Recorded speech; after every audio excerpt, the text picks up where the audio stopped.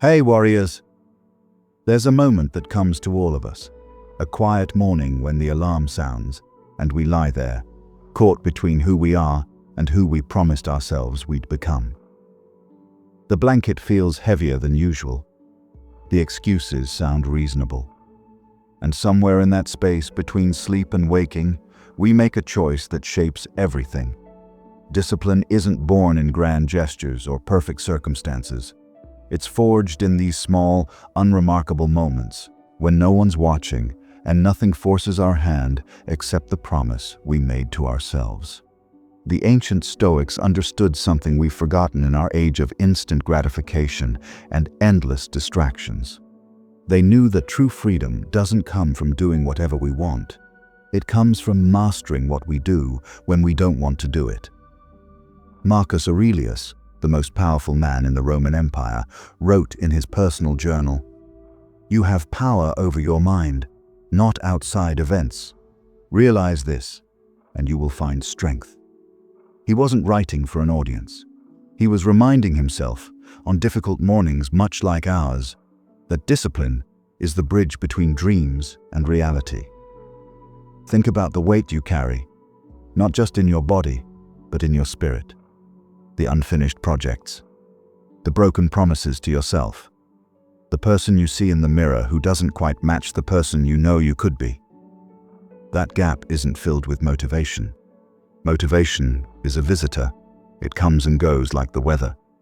Discipline is the foundation you build when the skies are gray and the wind blows cold. What I'm about to share with you isn't theory plucked from dusty philosophy books. These are 7 principles that have withstood 2,000 years of human struggle, adapted for the battles we face today. Each one is a key that unlocks a different door in the fortress of self-mastery. Each one asks something of you, not perfection, but participation in your own transformation. The beautiful truth is this: discipline isn't about denying yourself joy. It's about becoming the kind of person who can experience deeper joy because you're no longer enslaved to every impulse, every distraction, every comfortable lie you tell yourself about tomorrow. In the next 60 minutes, we're going to dismantle the myths you've been told about willpower and rebuild something stronger in their place. We're going to examine why you failed before, not to shame you, but to illuminate the path forward with the clarity of someone who's walked it. And we're going to discover that the discipline you seek isn't hiding somewhere outside yourself, waiting to be found. It's already within you, waiting to be awakened. Before we begin this journey together, I need you to do something. Hit that like button, not for me, but as a commitment to yourself that for the next 30 minutes, you're all in. Drop a comment below. Share this with someone who needs to hear it. Subscribe to this channel because transformation isn't a one-time event. It's a path we walk together. And most importantly, don't skip any part of this video. Each principle builds on the last, and missing even one piece means you'll leave with an incomplete map. Drop this affirmation in the comments. I am becoming disciplined through every choice I make. Number 1. The morning negotiation. Stop bargaining with your future self. Every morning, you wake up to a courtroom inside your mind. On one side sits the person you want to become, clear-eyed, purposeful, ready. On the other side sits the person you were yesterday, comfortable, familiar, armed with perfectly reasonable excuses. And you, half awake and vulnerable, become the judge who decides which side wins. This isn't about willpower. Willpower is what you use when you're already negotiating. The Stoics taught something more fundamental. Premeditation malform, the premeditation of evils. Seneca, who advised emperors and endured exile, wrote extensively about this practice. He said, "We suffer more in imagination than in reality, so we should strip our fears of their power by confronting them beforehand." Here's what this means for your morning. The negotiation happens because you haven't decided anything yet. You wake up and immediately open the floor to debate. Should I work out or sleep another hour? Should I start that project or check my phone? Should I eat the breakfast I planned or grab something quick and easy? Each question is an invitation to weakness. Not because you're weak, but because decision-making depletes a limited resource. Scientists call it decision fatigue, the deteriorating quality of choices after a long session of decision-making. But the ancient Stoics knew this truth long before modern psychology caught up. The solution isn't to have more willpower. It's to remove the negotiation entirely. When Epictetus, who was born a slave and became one of history's greatest philosophers, taught his students, he emphasized the dichotomy of control. There are things within your control and things outside it. Your morning routine, completely within your control. Your feelings about waking up, also within your control once you understand that feelings follow actions, not the other way around. Tonight, before you sleep, you're going to make a different kind of decision. Not a wish or a hope, a declaration. You're going to set your alarm and, more importantly, you're going to decide what happens in the first 60 minutes after it sounds. Not generally, specifically. What time you'll rise, what you'll do first, what you'll eat, what you'll wear. These decisions are made when you're strong, when your mind is clear, when your future self has a voice. When the alarm sounds tomorrow, there's no courtroom. There's only execution of a verdict already rendered. The person you were last night, thinking clearly, already decided. The person you are in the morning, groggy and vulnerable, doesn't get a vote. This isn't rigidity, it's liberation. You know what's exhausting? Deciding the same things over and over, day after day, having the same internal arguments, fighting the same battles. You know what's freeing? Waking up and knowing exactly what happens next because you already won that battle once, permanently. But here's the deeper truth that transforms this from a productivity hack into something profound. Every morning, negotiation you lose doesn't just cost you that morning. It teaches your brain that you can't trust yourself. It reinforces the neural pathway that says, I make plans I don't keep. It adds another brick to the wall between who you are and who you want to be. Every morning, negotiation you win does the opposite. It's not just about getting to the gym or starting work on time. It's about proving to yourself, in the most fundamental way possible, that you are someone who does what they say they'll do. That builds a different kind of strength, not physical or mental, but essential. It builds integrity, which literally means wholeness. The integrated self who thinks, speaks, and acts in alignment. Marcus Aurelius had to wake up every day and govern an empire. He didn't feel like it any more than you feel like going to work or tackling your goals. In his meditations, he wrote, "At dawn, when you have trouble getting out of bed, tell yourself, I have to go to work as a human being. What do I have to complain of if I'm going to do what I was born for, the things I was brought into the world to do?" He's reminding himself of purpose, yes, but notice the structure. He's not asking himself if he feels like it. He's not negotiating. He's stating what is, I have to go to work, and then reframing it, not as obligation, but as identity. This is what human beings do. This is what I do. You can adopt this same framework. When the alarm sounds and the negotiation try to begin, you don't argue with feelings. You state facts. I wake at this time. I am someone who keeps promises to myself. This is what I do. Not someday. Not when you feel motivated. Now, because you already decided, and the morning version of you is simply the hands that carry out what the evening version of you decreed. Start tonight. Write down your morning sequence. Not your ideal morning in some fantasy future, but tomorrow morning. Be specific. Alarm at X time. Feet on floor within 30 seconds. Drink water. Do Y, then Z.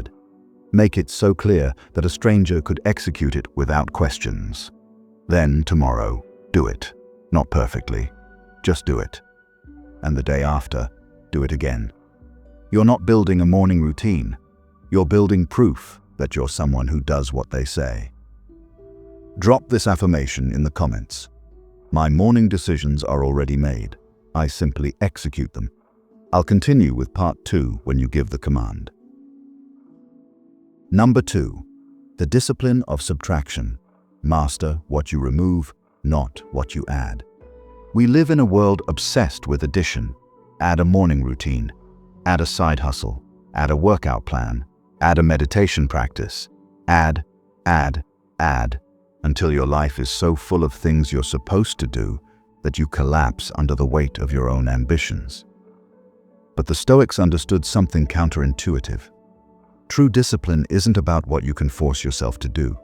It's about what you can stop yourself from doing. Epictetus taught his students a principle that sounds simple but cuts to the bone. If you wish to improve, be content to appear foolish and dumb. What he meant was this: you must be willing to subtract the things that make you look busy, successful, or important if they don't serve your actual purpose. You must be willing to say no to good things so you can say yes to essential things. Think about your day yesterday. How much of it was spent on things that truly mattered to you? Not things that felt urgent, not things that other people needed, not things that filled time. Things that, if you looked back on your life from your final day, you'd be glad you spent hours doing. For most of us, the honest answer is uncomfortable. We spend our days in reactive mode, responding to notifications, attending meetings that could be emails, scrolling through infinite feeds, saying yes to requests because saying no feels awkward. We're busy, exhausted even, but we're not disciplined. We're just full. Marcus Aurelius, who had infinite demands on his time as emperor, wrote, "If you seek tranquility, do less." Then he corrected himself, or more accurately, do what's essential. Which brings a double satisfaction: to do less, better. Do less, better. That's the discipline of subtraction. Here's what this looks like in practice.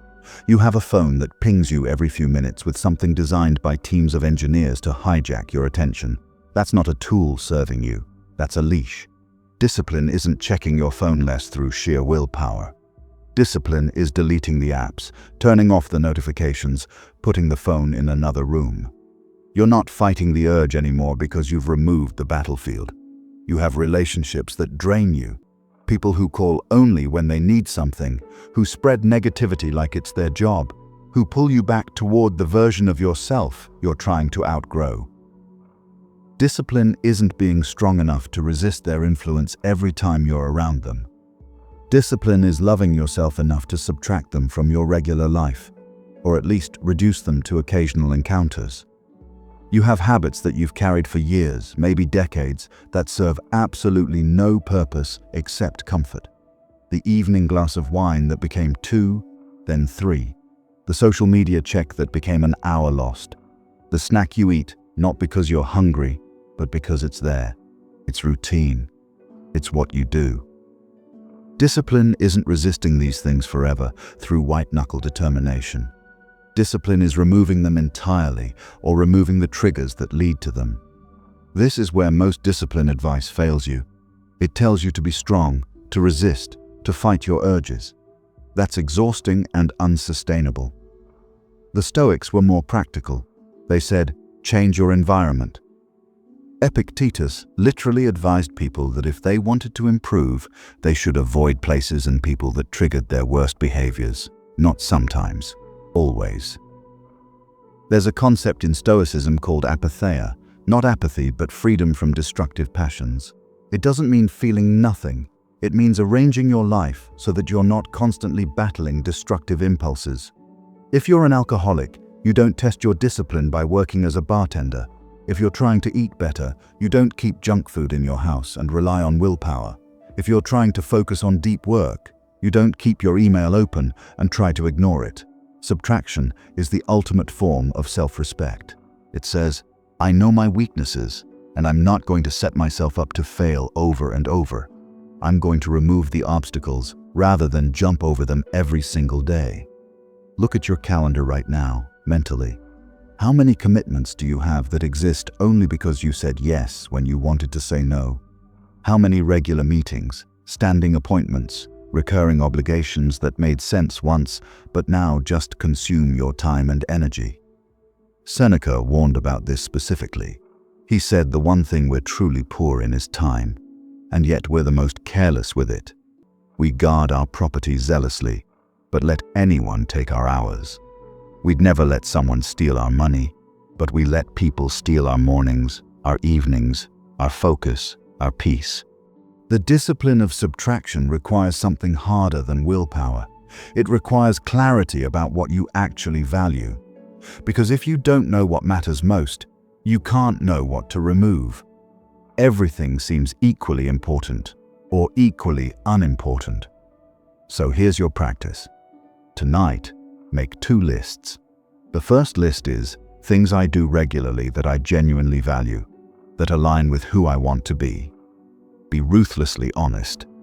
Not things you think you should value, things you actually value. Time with specific people, work that feels meaningful, activities that restore you, skills you're genuinely interested in developing. The second list is everything else, all the regular activities, commitments, habits, and time sinks that don't make the first list. Look at that second list. That's where your discipline is being stolen from you, piece by piece, day by day. You don't need to subtract everything at once, but you need to start. Pick 3 things from the second list, 3 regular time consumers that don't serve your actual values, and eliminate them this week. Not reduce them, not do them more efficiently. Eliminate them. Cancel the subscription, delete the app, send the email declining future meetings. Stop buying the thing, stop going to the place. You'll feel the absence at first. That's not a sign you made a mistake. That's your brain, which loves routine and familiarity, throwing a fit because you changed something. Sit with that discomfort. It passes. What doesn't pass is the new space you've created. Space for silence, space for thought, space for the activities that actually build the life you want. Space for the person you're becoming to breathe and grow. The ancient Stoics practiced voluntary discomfort, occasionally sleeping on the floor, eating simple foods, going without comforts. Not because they were ascetics who hated pleasure, but because they wanted to prove to themselves that they didn't need these things. They wanted freedom from dependency. You can practice the same principle through subtraction. Remove something you think you can't live without. Prove to yourself that you can. Not forever, necessarily, but long enough to break the illusion that you're controlled by your habits and dependencies. Marcus Aurelius subtracted the need for external validation.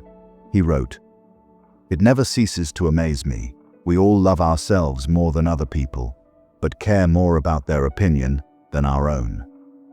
He recognized the absurdity and subtracted his concern for what others thought. That's master-level discipline, subtracting not just behaviors, but needs themselves. What would change in your life if you subtracted the need to look successful, to appear busy, to be liked by everyone, to have the latest, the best, the most? Discipline through subtraction transforms your life from a cluttered garage sale into a gallery. Every item remaining has space to be seen, to matter, to contribute to the whole. You're not doing everything. You're doing the right things, and you're doing them well. Drop this affirmation in the comments. I create discipline by removing what doesn't serve me. Number 3, the 2-minute truth. Discipline lives in the smallest moments. There's a lie we tell ourselves about discipline, and it's killing our progress before we even start. We think discipline is this massive force, running marathons, building businesses, transforming our bodies. We picture the end result and think that's discipline, but that's not where discipline lives. Discipline lives in the 2 minutes between thinking about doing something and actually doing it. The Stoics had a concept they called the present moment, not as a meditation technique, but as a practical philosophy. Marcus Aurelius reminded himself constantly, confine yourself to the present. Not because the future doesn't matter, but because the future is built entirely from present moments, and the present moment is the only place where you have any power. Right now, as you watch this, there's probably something you know you should do. Maybe it's small, drinking water, instead of reaching for another coffee, standing up and stretching instead of staying hunched over, sending that text you've been putting off. Maybe it's bigger, starting the project, having the conversation, taking the first step toward a goal. Between the thought and the action is a gap. That gap is where discipline either lives or dies. Not tomorrow, not when you feel ready. Right now, in this specific 2-minute window. Here's what happens in that gap. Your brain, which is fundamentally designed to conserve energy and avoid discomfort, starts generating reasons to wait. I'll do it after this video. I'll start Monday. I need to plan more first. I don't have everything I need. I'll do it when I feel more motivated. These aren't bad reasons. They sound perfectly logical. That's what makes them so dangerous. Your brain isn't trying to sabotage you. It's trying to keep you comfortable, safe, conserved. But discipline and comfort are opposing forces. You can't have both in the same moment. Epictetus taught that we should practice seeing things as they really are, without the stories we tell ourselves. He said, "First say to yourself what you would be, and then do what you have to do." Notice the order. First, clarity about who you want to be. Then action, not planning, not waiting for perfect conditions. Action. The 2-minute truth is this. You already know what to do. Not everything, but the next thing. The very next small step. And discipline is simply closing the gap between knowing and doing as quickly as possible. Think about the last time you avoided something you knew you should do. Maybe you spent an hour scrolling instead. Maybe you cleaned your entire house to avoid one difficult phone call. Maybe you did research and planning for a project instead of actually starting it. All of that activity in the service of avoiding 2 minutes of discomfort. We do this because we're catastrophic. We don't think, I need to write for 30 minutes. We think, I need to write an entire book and it has to be good. And what if I fail? And what if it takes forever and I don't even know where to start? We turn a simple action into an overwhelming mountain of hypotheticals. The Stoics would tell you to stop that. Strip away the story. What's the actual next physical action? Not the whole journey, the next step. Open the laptop. Open a blank document. Write one sentence. That's it. That's the only thing that exists right now. There's a technique used by psychologists called the 2-minute rule, but it's rooted in ancient Stoic practice. If something takes less than 2 minutes, do it immediately. Don't add it to a list. Don't schedule it for later. Do it now. This isn't just about productivity. It's about training your brain that you are someone who acts instead of someone who delays. But the deeper application is this. Any habit, any goal, any act of discipline can be reduced to a 2-minute starting action. You don't have to commit to running 5 miles. You commit to putting on your running shoes. You don't have to commit to writing a book. You commit to writing for 2 minutes. You don't have to commit to being disciplined forever. You commit to being disciplined for the next 2 minutes. What happens after those 2 minutes? Often, you keep going. Not because you forced yourself, but because starting is the hard part. Once you're in motion, staying in motion is easier. Newton's first law applies to humans too. Bodies at rest stay at rest. Bodies in motion stay in motion. But even if you don't keep going, even if you only do the 2 minutes, you've done something more important than the task itself. You've proven that you're someone who follows through. You've closed the gap between intention and action. You've practiced discipline in the only moment that matters. This one. Marcus Aurelius faced this same struggle. He was emperor, but he was also human. He had mornings when he didn't want to get up and deal with the bureaucrats, the generals, the endless problems of governing an empire. In his journal, he wrote himself instructions. At break of day, when you are reluctant to get up, have this thought ready. I am getting up for a human being's work. He wasn't giving himself a long motivational speech. He was reducing the gap between lying in bed and standing up. He was making the next 2 minutes clear. Get up. That's all. The rest would follow. You can do the same with anything you're avoiding. Make the barrier to starting so low that your brain can't generate reasonable excuses. Not, "I'll work out today." Instead, "I'll put on workout clothes." Not, "I'll be more social." Instead, "I'll text one friend right now." Not, "I'll start eating better." Instead, "I'll drink a glass of water before my next meal." These aren't the end goals. These are the 2-minute truths that create momentum. And momentum, once started, wants to continue. Here's what changes when you start living in the 2-minute truth. You stop living in the future where everything is hypothetical, and you start living in the present where everything is possible. You stop being someone who has great intentions, and you become someone who takes action. The identity shift happens not through massive transformation, but through accumulated moments of following through. Every time you close that gap between thinking and doing, between should and did, between who you are and who you want to be, you're not just accomplishing a task. You're rewiring your brain.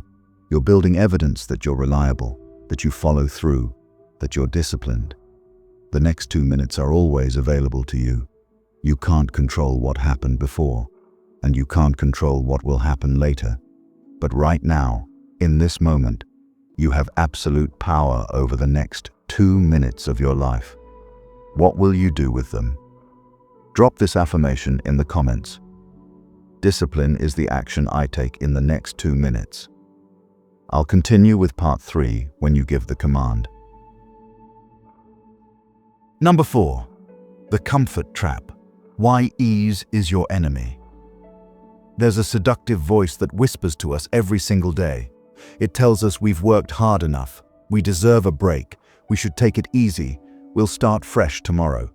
It promises relief, comfort, a softer path. And every time we listen to that voice, we trade a piece of our future for a moment of ease. The ancient Stoics understood something we've forgotten in our climate-controlled, one-click delivery, infinite entertainment world. Comfort is not neutral.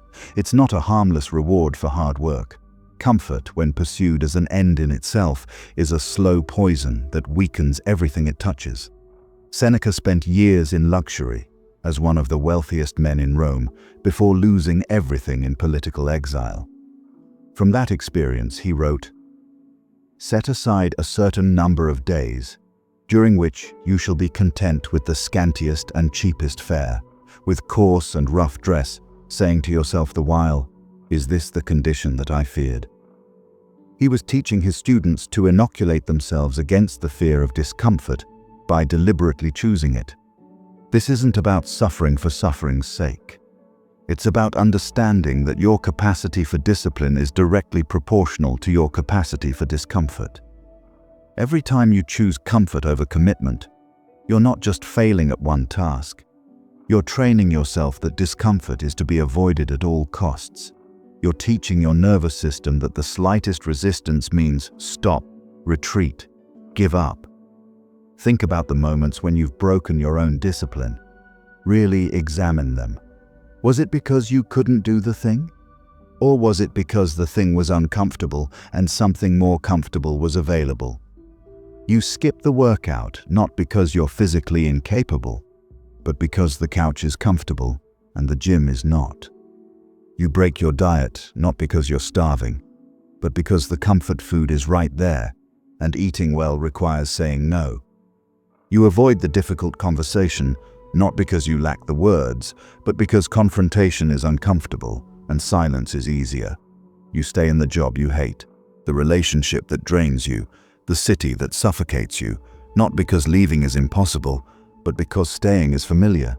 And familiarity is a form of comfort, even when it's killing you slowly. The trap isn't that comfort exists.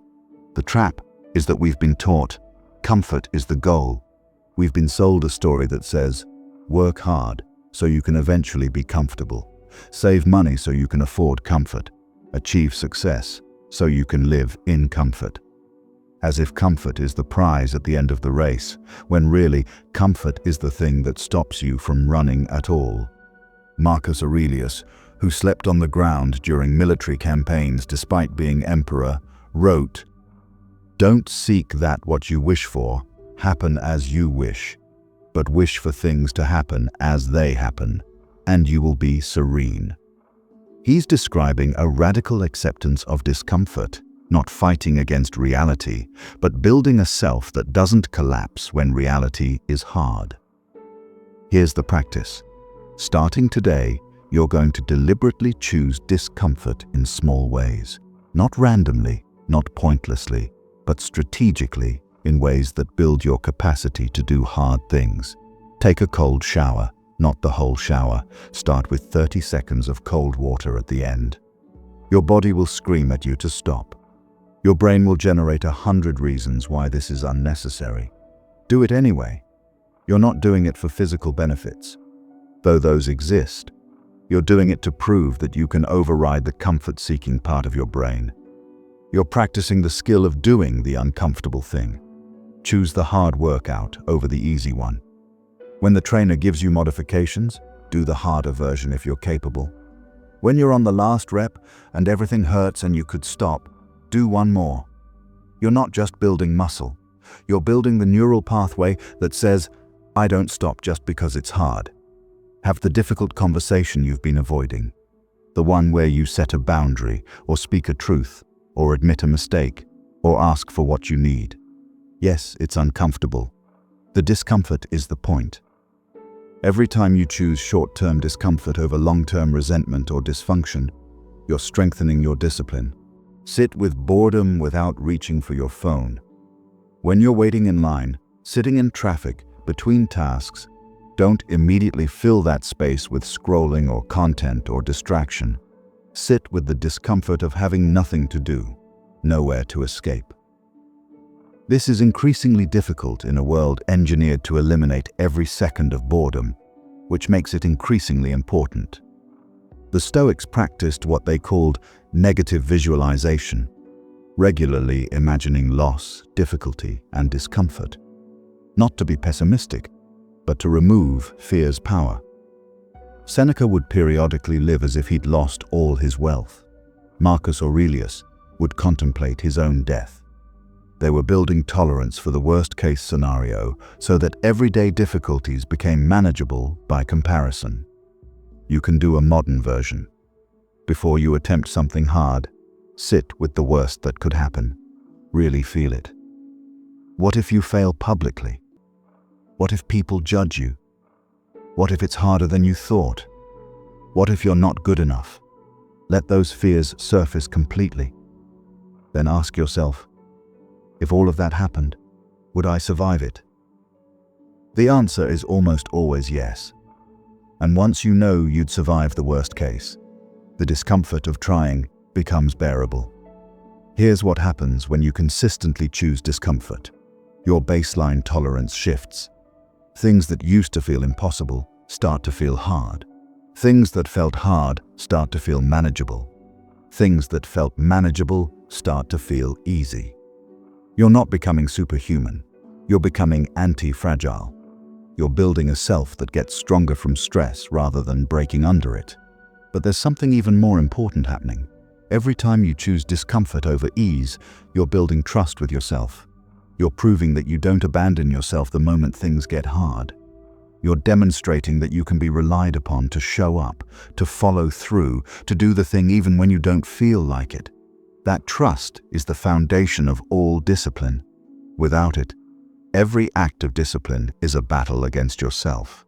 With it, discipline becomes your default. Not because it's easy, but because you know yourself to be someone who does hard things. The comfort trap is so dangerous because it disguises itself as self-care. I need to take it easy today.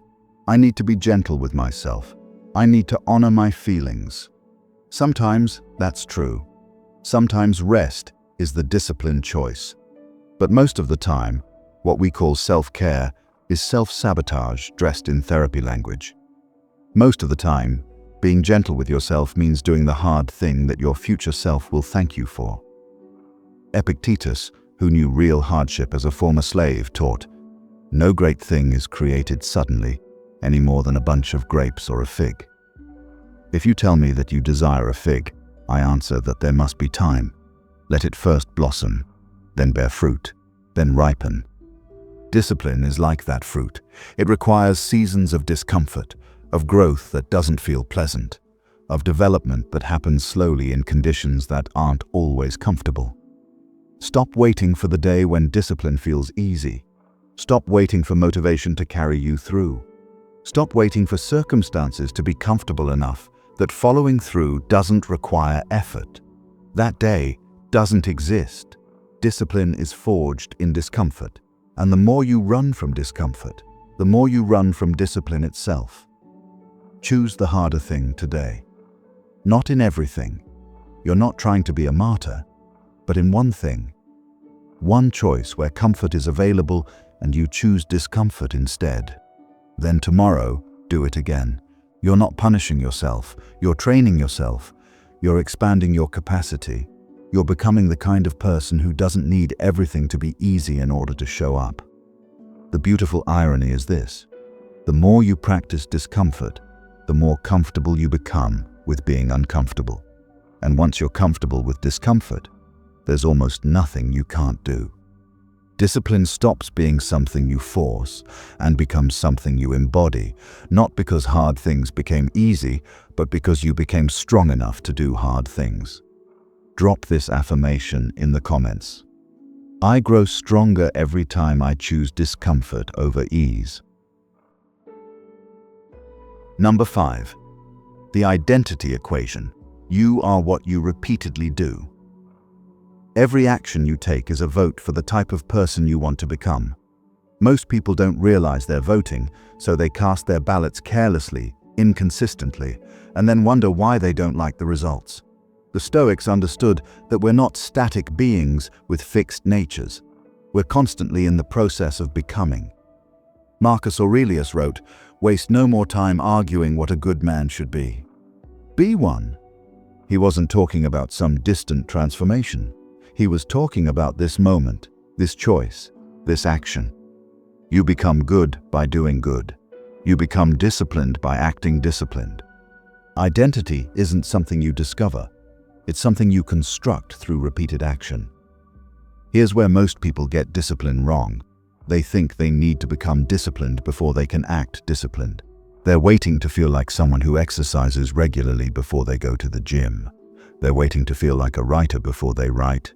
They're waiting to feel confident before they take confident action. But it works in reverse. You don't act based on who you are. You become based on how you act. Every time you go to the gym, even when you don't feel like it, you're casting a vote for, "I am someone who works out." Every time you do the work you committed to doing, even when it's hard, you're casting a vote for, "I am someone who follows through." Every time you choose the healthy meal over the easy meal, you're voting for, "I am someone who takes care of my body." The opposite is also true. Every time you hit snooze, you vote for, "I am someone who doesn't keep promises to myself." Every time you scroll instead of doing the work, you vote for, "I am someone who seeks distraction over discipline." Every time you break a commitment you made, you vote for, "I am someone whose word means nothing." Aristotle, whose philosophy influenced the Stoics, said, "We are what we repeatedly do." Excellence, then, is not an act, but a habit. Not what we occasionally do. Not what we do when we feel motivated. What we repeatedly do. The daily mundane choices that nobody sees and nobody celebrates. Those are the votes that determine who you become. Think about your last 100 actions, not your intentions, not your plans, not what you tell people you're going to do. Your actual actions. If someone who didn't know you watched those 100 actions, what would they conclude about your identity? Would they see someone disciplined? Someone scattered? Someone who follows through? Someone who gives up when things get hard? That observer would be seeing your true identity. Not the story you tell yourself about who you are, but the evidence of who you're becoming through accumulated action. Here's the practice. Stop trying to change everything about yourself and start with one identity-level change. Not a goal, not a resolution, but an identity. Not, "I want to lose weight," but "I am someone who moves my body daily." Not, "I should write more," but "I am a writer who writes every day." Not, "I need to be more organized," but I am someone who respects my space and time. Notice the language shift. It's not aspirational, it's declarative. You're not trying to become this person someday. You're claiming this identity now, and then you're collecting evidence to support it. This is where discipline transforms from willpower into identity. Willpower says, I'm going to force myself to do this thing I don't want to do. Identity says, this is simply who I am, so this is what I do. When someone offers you a cigarette and you say, no thanks, I'm trying to quit, you're still identifying as a smoker who's fighting an urge. When you say, no thanks, I don't smoke, you're identifying as a non-smoker. Same action, different identity, completely different level of difficulty. The second version isn't fighting an urge. There's no urge to fight because it's not who you are. Apply this to your discipline challenges. You're not someone who's trying to get in shape. You're an athlete who's currently building their fitness. You're not someone who's trying to wake up early. You're a morning person who occasionally oversleeps but gets back on track immediately. You're not someone who should eat better. You're someone who fuels their body intentionally. The Stoics called this living according to nature, but they meant human nature at its best, the rational, virtuous, disciplined nature that we're capable of. Epictetus taught his students to constantly ask, what would the wise person do here? Not someday when you become wise, but right now, in this situation. Then do that thing. You're not pretending to be wise. You're practicing wisdom until it becomes natural. Every action is practice. Every choice is rehearsal for the identity you're building. You're either practicing discipline or practicing its opposite. You're either rehearsing the identity you want or reinforcing the identity you're trying to leave behind. Here's what makes this powerful. Your brain is constantly looking for evidence to support your self-concept. If you see yourself as undisciplined, your brain will notice and remember every time you fail at discipline and ignore or dismiss the times you succeed. If you see yourself as disciplined, your brain does the opposite. It notices and reinforces every act of discipline and treats failures as anomalies to be corrected. This is called confirmation bias, and you can use it deliberately. Claim the identity first, then start collecting evidence. I am disciplined. Here's proof. I did this one hard thing today. Tomorrow. I am disciplined. Here's more proof. I did that thing I committed to. Each piece of evidence makes the identity more real, more automatic, more you. But you have to be consistent with your votes. You can't vote for I am disciplined 3 days and then vote for I give up when things are hard the next 4 days and expect discipline to win. The election happens daily, and the majority vote determines your identity. This doesn't mean perfection. Marcus Aurelius, the most disciplined man in Rome, still had to remind himself daily to be disciplined. He still struggled. He still had mornings when he didn't want to get up. The difference is that he didn't let those moments redefine his identity. He treated them as exceptions and got back to voting for the person he was becoming. You'll have off days. You'll cast bad votes. The discipline isn't in never failing. It's in not letting one bad vote convince you to switch parties entirely. You don't stop being someone who works out because you missed a gym session. You missed a session and you're getting back on track tomorrow because that's what someone who works out does. Start today with this simple practice. Choose one identity you want to claim. Write it down as a present tense statement. I am someone who. Then, identify the smallest possible action that someone with that identity would take today. Not tomorrow. Not when you're ready. Today. Right now, if possible. Do that action. It doesn't matter how small it is. You're not trying to transform your entire life in one day. You're casting one vote. Then tomorrow, cast another vote. Then another. You're not building discipline through massive change. You're building it through accumulated evidence that you are who you say you are. The person you want to become already exists, not in the future, but in your actions today. Every discipline choice is not a step toward becoming disciplined. It's proof that you already are. Drop this affirmation in the comments. I am becoming my true identity through every action I take. I'll continue with part 4 when you give the command.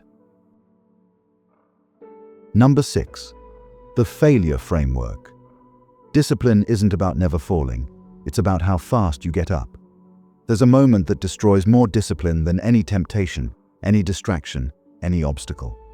It's the moment after you fail. The moment when you broke your streak, missed your commitment, fell back into the old pattern. That moment contains a choice that most people don't even realize they're making. And that choice determines whether failure destroys you or builds you. The Stoics had a different relationship with failure than we do. They expected it. They prepared for it. They even practiced it deliberately. Marcus Aurelius wrote, "The impediment to action advances action. What stands in the way becomes the way." He wasn't being poetic. He was stating a practical truth. Failure is not the opposite of discipline. Failure is the training ground where discipline is forged. Think about the last time you broke a commitment to yourself.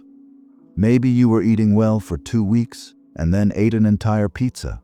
Maybe you were waking up early for a month and then slept through your alarm 3 days in a row. Maybe you were staying focused on your work and then lost an entire afternoon to distraction. What happened next? For most people, that failure became a story. I'm not disciplined. I always do this. I can't stick to anything. Why even try? And that story, not the failure itself, is what killed their discipline. They turned one missed day into permission to quit entirely. They let one bad choice redefine their entire identity. This is called the "what the hell" effect in psychology. Once you've broken your diet with one cookie, you figure you've already failed, so you might as well eat the whole box. Once you've missed one workout, the week is ruined, so why bother with the rest? One failure becomes a cascade of failures, not because you lack discipline, but because you lack a framework for handling failure when it inevitably comes. The Stoics would tell you that's insane. Epictetus taught, "It's not what happens to you, but how you react to it that matters." Failing once is what happened. Giving up entirely is how you reacted. And that reaction is completely within your control. Here's the framework that changes everything. Failure is data, not destiny. When you fail at discipline, you haven't revealed some fundamental truth about your character. You've received information about what doesn't work, what triggers you, where your system has gaps. That's valuable. That's how you get better. Imagine if a scientist ran an experiment that didn't produce the expected results and said, "Well, I'm clearly not meant to be a scientist. I'm giving up forever." That's absurd. The experiment produced data. The scientist adjusts and tries again. That's literally how all progress happens. But when it comes to personal discipline, we somehow expect perfection on the first try, and anything less means we're fundamentally broken. You're not broken. Your system is incomplete. There's a difference. When you fail at discipline, here's what you do. First, notice without judgment. I committed to doing X. I did not do X. That's what happened. No drama, no self-flagellation, no story about what this means about you as a person, just facts. Second, investigate. Why did this happen? Not in a vague, "I lack willpower" way, but specifically, what were you feeling? What was happening around you? What made the undisciplined choice more appealing than the disciplined one in that moment? Get curious. You're a scientist studying your own behavior, and this failure just gave you data. Third, adjust your system. Maybe your commitment was too ambitious. Maybe you need to change your environment. Maybe you need different triggers or rewards. Maybe you need accountability. Maybe you need to address an underlying need that's not being met. Use the data to make your system better. Fourth, and this is the most important part, get back on track immediately. Not Monday, not next month, not when you feel ready again, the next possible moment. If you broke your diet at lunch, your next meal is an opportunity to eat well. If you missed your morning workout, you can work out that evening or the next morning. If you wasted an afternoon, you can focus for the next hour. The speed of your return is everything. Discipline isn't measured by your streak. It's measured by how quickly you resume your practice after breaking it. Seneca wrote about this explicitly. He said we should review our day each evening, examining where we succeeded and where we failed, not to punish ourselves, but to learn. He wrote, "When the light has been removed and my wife has fallen silent, I examine my entire day and go back over what I've done and said, hiding nothing from myself, passing nothing by." This daily audit wasn't about shame. It was about adjustment. What worked? What didn't? How do I improve tomorrow? You can do this. Every evening, spend 5 minutes reviewing your day. Where did you show discipline? Acknowledge it. Build that evidence of your identity. Where did you fail at discipline? Examine it without judgment. What happened? Why? What will you do differently tomorrow? This practice transforms failure from something that destroys discipline into something that builds it. You're not failing. You're iterating. You're not broken. You're learning. You're not starting over. You're continuing with better information. Here's what most people don't understand. The most disciplined people in the world aren't disciplined because they never fail. They're disciplined because they've failed 1,000 times and learned from each one. They've built systems that account for their weaknesses. They've developed responses to their triggers. They've practiced the skill of getting back up so many times that it's become automatic. Marcus Aurelius failed constantly. We know this because his Meditations is basically a journal of him reminding himself not to fail in the same ways. Don't waste time on things you can't control. He had to tell himself that because he kept wasting time on things he couldn't control. Don't be irritated by annoying people. He wrote that because he kept getting irritated by annoying people. His discipline wasn't in never struggling. It was in struggling consciously, learning from it, and continuing forward. That's available to you. You don't need to be perfect. You need to be persistent. You don't need to never fall. You need to get up faster than you used to. Think about learning to walk as a child. You fell constantly, hundreds, maybe thousands of times. Did you ever think, well, I fell down today, so I guess I'm just not a walking person. I'll crawl forever. Number. You got up. You tried again. You fell again. You got up again. Eventually, walking became natural, not because you never fell, but because you never stopped trying. Discipline is the same.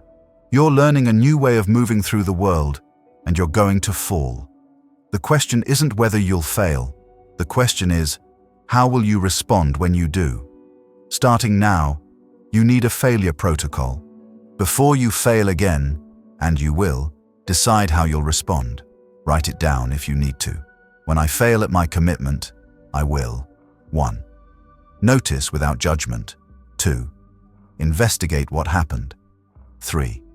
Adjust my system. 4. Resume my practice immediately. Make this automatic so that when failure happens, you don't have to decide what to do. You already know. This is how failure transforms from something that breaks discipline into something that builds it. Every time you fail and get back up immediately, you're proving something crucial. You are not your worst moment.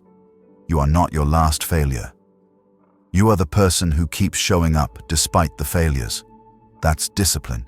That's strength. That's who you're becoming. The ancient Stoics believed in amor fati, the love of fate.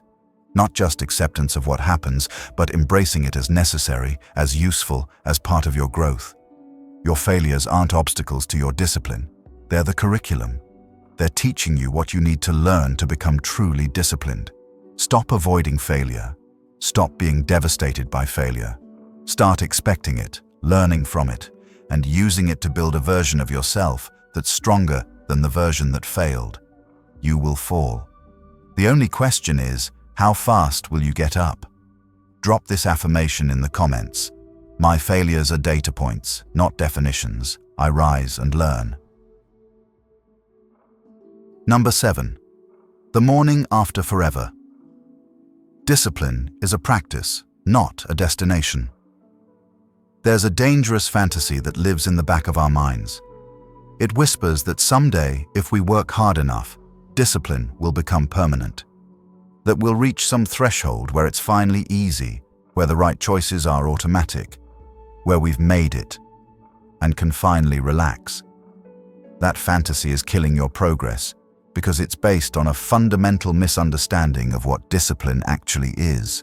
Discipline is not a destination you arrive at. It's a practice you return to every single day for the rest of your life. Marcus Aurelius was the most powerful man in the world. He had been practicing Stoic philosophy and personal discipline for decades. He'd faced wars, plagues, betrayals, and countless challenges. And yet, in his 50s, he still had to write in his journal. Begin the morning by saying to yourself, "I shall meet with the busybody, the ungrateful, arrogant, deceitful, envious, unsocial." He still had to prepare himself. He still had to remind himself. He still had to practice. If the Emperor of Rome, after decades of practice, still needed to consciously engage with discipline every morning, what makes you think you'll reach a point where you don't? This realization is actually liberating. You can stop beating yourself up for not having discipline figured out yet. You can stop thinking something's wrong with you because discipline still requires effort. You can stop waiting for the day when being disciplined feels effortless. That day doesn't exist, and accepting that frees you to focus on what does exist. This day, this choice, this practice. Epictetus told his students, "Every day and night, keep thoughts like these at hand. Write them, read them aloud, talk to yourself and others about them. Not once, not until you learn them, every day. Because discipline isn't knowledge you acquire. It's a muscle you exercise, and muscles atrophy without use. Think about brushing your teeth. You've been doing it for years. You know how to do it. You understand why it's important. Does that mean you never have to do it again? Of course not. You have to do it today, and tomorrow, and the day after that, forever. And you don't consider that a failure of your dental hygiene system. You consider it maintenance. You consider it life. Discipline is the same. It's not a problem to be solved once and forgotten. It's a practice to be maintained consistently. Here's what changes when you accept this. You stop looking for the hack, the shortcut, the one trick that will make discipline permanent. You stop jumping from system to system, hoping this one will be the magic solution. You stop feeling defeated when discipline requires effort, because of course, it requires effort. It's supposed to.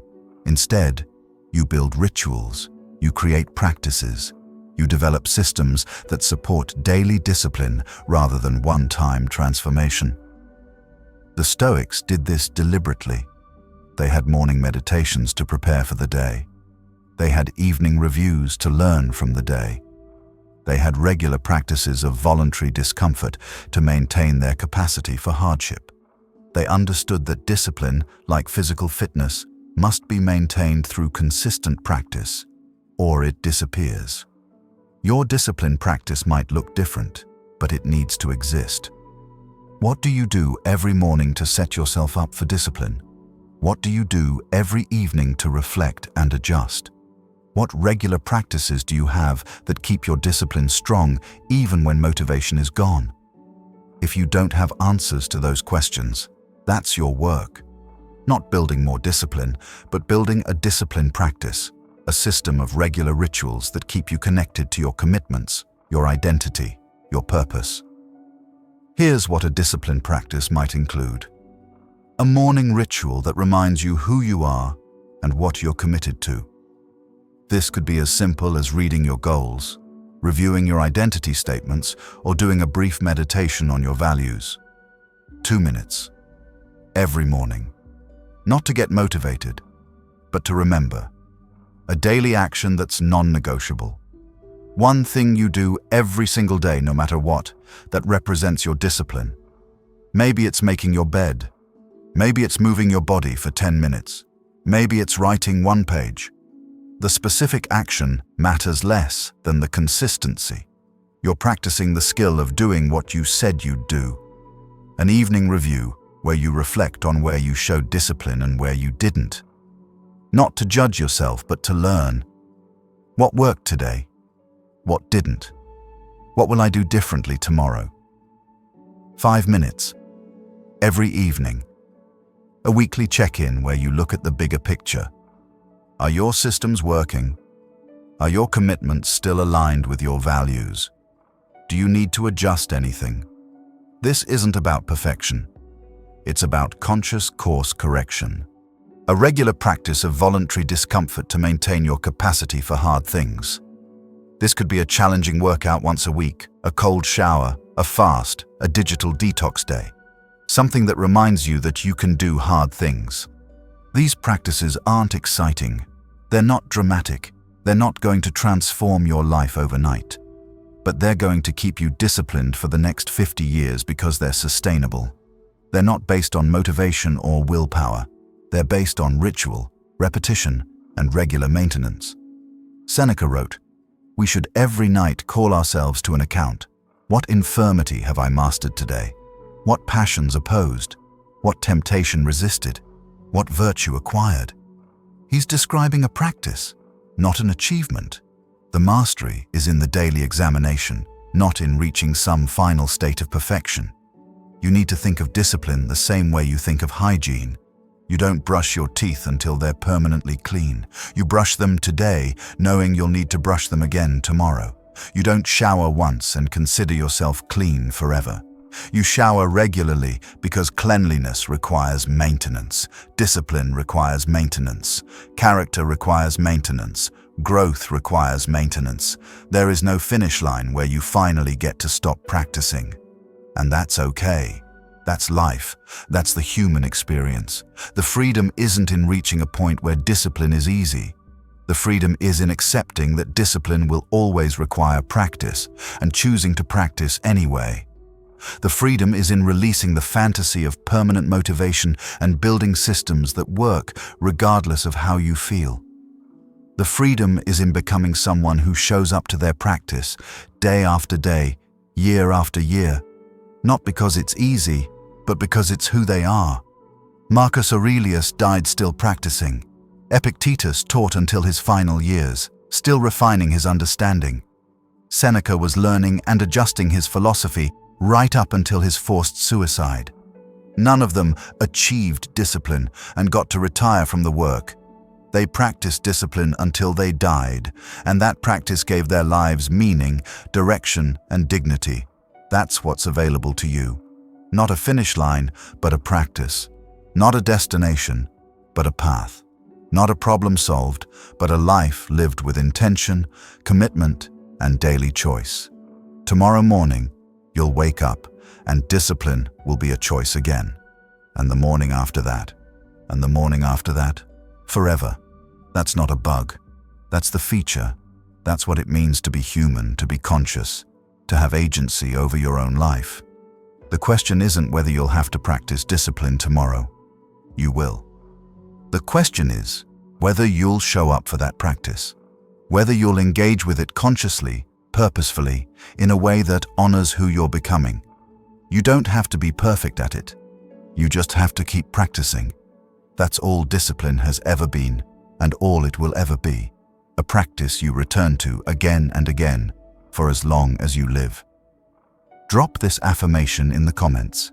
Discipline is my daily practice, not my final destination. Conclusion. We've journeyed through 60 minutes together, and if you're still here, you've already demonstrated something important. You have the capacity to commit, to focus, to see something through. That capacity is the seed of all discipline. It's already in you. It's already working. Now you just need to water it daily. Let's remember what we've discovered. Discipline isn't born from motivation or willpower. It's built in the morning negotiations you refuse to have, in the things you courageously subtract from your life, in the 2-minute moments between thinking and doing.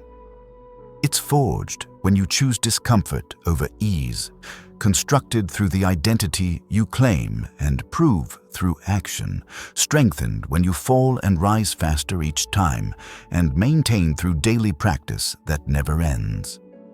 The Stoics gave us these principles not as abstract philosophy, but as practical tools for living. They practiced them in war, in politics, in exile, in prosperity and loss. They worked 2,000 years ago, and they work today because human nature hasn't changed. We still struggle, we still make excuses, we still choose comfort over growth, and we still have, in every moment, the power to choose differently. Here's what I need you to understand. You don't need to implement all 7 principles perfectly tomorrow. That's not how transformation works. You need to choose one. Just one. The one that resonated most deeply, the one that addressed your specific struggle, the one you felt in your chest as truth. Take that one principle and practice it tomorrow, then the next day, then the day after. Let it become part of your operating system before you add another. Discipline isn't accumulated through grand gestures. It's accumulated through small, consistent practices that compound over time. Marcus Aurelius, at the end of his meditations, wrote something profound. Forget everything else. Keep hold of this alone and remember it. Each of us lives only now, this brief instant. The rest has been lived already, or is impossible to see. This moment, right now as you finish this video, is the only moment you have. What you do with it determines everything. You can close this video and go back to your old patterns, treating this as interesting information that changes nothing. Or you can close this video and immediately take one small action that proves you're someone different now. Not tomorrow. Not when you feel ready. Now. That's the test. That's always the test. Not whether you know what to do, but whether you'll do what you know. The person you want to become is not in the future, waiting for the right circumstances, the right feelings, the right moment. That person is available right now, in the next choice you make, the next 2 minutes you live, the next time you choose who you are through what you do. Before you go, I need you to do something. Hit that like button. Seal this commitment. Drop a comment about which principle you're implementing first. Share this video with someone who's struggling with discipline, because we don't grow alone, we grow together. And subscribe to this channel, because this journey isn't over. This is just the beginning. There are more practices, more wisdom, more tools to help you become who you're meant to be. Discipline isn't about perfection. It's not about never failing or never struggling. It's about showing up day after day, choice after choice, to the practice of becoming. It's about honoring yourself enough to do the hard things. It's about building a life of integrity where your actions match your aspirations. You have everything you need, not to be perfect, but to start. Not to change everything, but to change one thing. Not to become disciplined someday, but to act disciplined right now. The Stoics would tell you this. The obstacle is the way. Your struggle with discipline isn't preventing your growth. It's enabling it. Every time you face that struggle and choose differently, you're building something that can't be taken from you. You're building character, strength, self-trust. You're building yourself. So go now. Take what you've learned and use it. Not when it's convenient. Now, prove to yourself that you're someone who doesn't just consume content. You're someone who transforms because of it. Your discipline practice starts today. Not perfectly, not permanently. Just today, and then tomorrow, you'll practice again, and the day after. That's the path. That's the practice. That's how ordinary people become extraordinary, not through one grand moment, but through 10,000 small moments of choosing discipline over comfort, commitment over convenience, growth over stagnation. Drop this final affirmation in the comments. Today, I begin my practice of discipline, and I will return to it tomorrow. Your journey continues now. Make it count.